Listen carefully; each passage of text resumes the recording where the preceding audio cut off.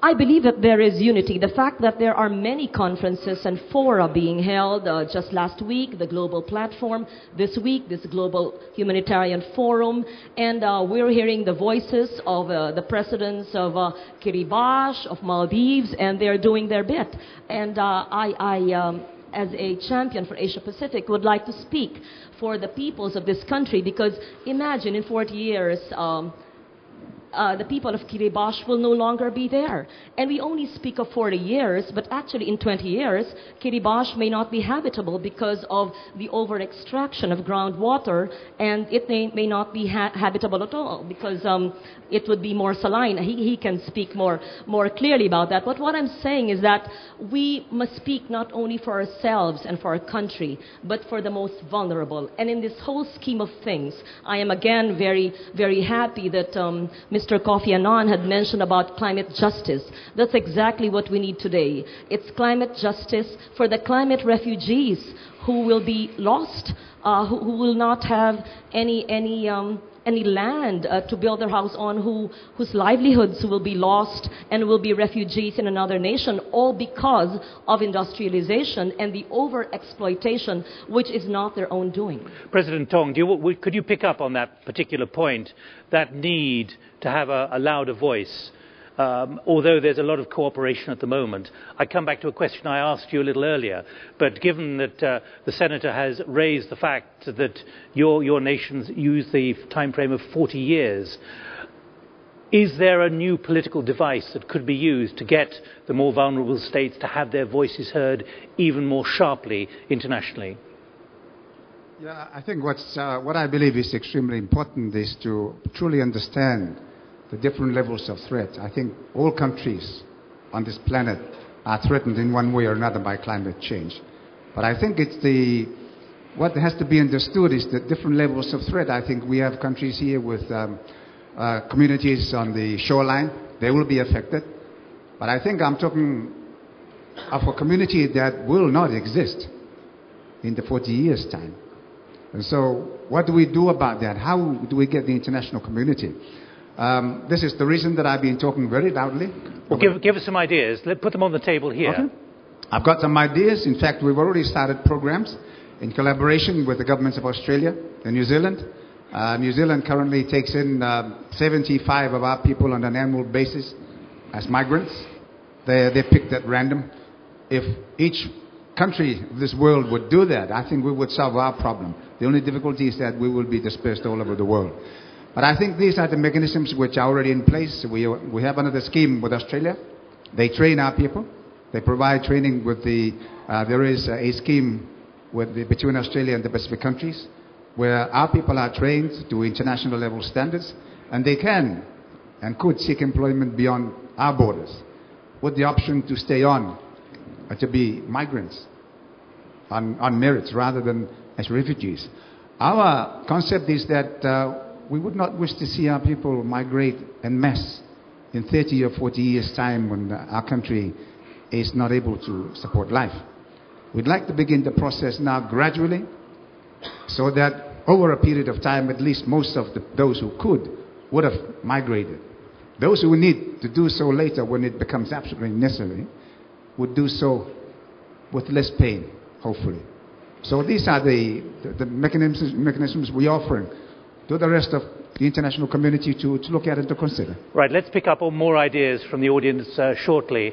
John Kufuor, moving forward, the political dynamic, the political pressure, what needs to be done, do you believe, to bring together the voices? Yes, it's very important that everybody pays serious attention to the idea of globalization. It's a fact that the world is becoming smaller and smaller, and we all would end up eventually in the global village. As a village, we should share values and fortunes, and we should have safety nets in place for the more handicapped to support each other. On the continent of Africa, more and more countries are being encouraged to belong to regional groupings and also the continental group of the African Union. And since we are not all the same level of development, it becomes imperative that the group voice is extended, so the less fortunate is encouraged to feel that it's not alone or doesn't stand alone in suffering the hardships. So the best practices, say like the sea defense walls against the onslaught of the rising sea, would become a common thing along, say, the entire coast of West Africa. The desertification, the Sahara Desert is spreading downwards, costing us our savanna lands, and the solution there is to reforestation, and again, the group through the ECOWAS perhaps would also be enabled across national borders to plant the trees needed to resist the spread of the deserts. Those of us sharing common rivers should be encouraged to work together so that at least the water courses are preserved to the benefit of all of us. It's necessary we talk within groups, because as individuals we will be too feeble to make an impact in the global world. And again, when I move out of Africa, the African Union is stressing partnerships. In fact, we have set up the new Partnership for Africa's Development, which met Europe in Lisbon not too long ago to try to work strategies together on cooperation between Africa and Europe. I believe it's the same principle that is being worked on with the Asian countries like Japan, China, and India.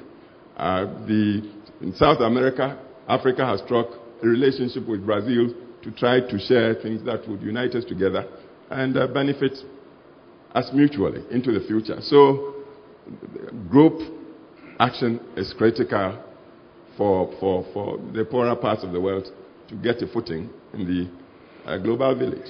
Let's get some more ideas. Forums are about hearing ideas, new initiatives, contributions to these very specific ideas. Let's get ideas onto the table here, as with the initiatives a year ago. So please put up your hand or a piece of paper, and other colleagues, I'll recognize you in a moment, so I can get as many voices as possible. Let's go to the Maldives, to Minister of State for Foreign Affairs, Nassim.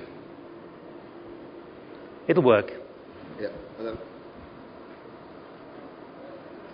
Thank you. It's working. It's working. All right. Thank you very much, the President of Kiribati, and also to Legarda and the Senator from Philippines. I think the question Nick asked, actually, from Your Excellency, was that what are we as small vulnerable nations, what are we going to do together in order to do something about it? My feeling in this is that we have to get together. We have to get together pretty early before COP and try to work out some strategies as to how to influence the maximum in this conference. What do you mean by pretty early? Early, at least by late August and September. Latest by September. We are working on that. And we have been. I have had the privilege of discussing these issues with Dr. Pachauri as well, and we are going to work out something. And we'll try to see if we can work out some kind of conference or meeting in. But the migration issue is not something that's very close to our heart, because it involves so many feelings. It's so much. It's our land. It's our country. That's where we have lived for so many years. At least 3,000 years we have lived in Maldives.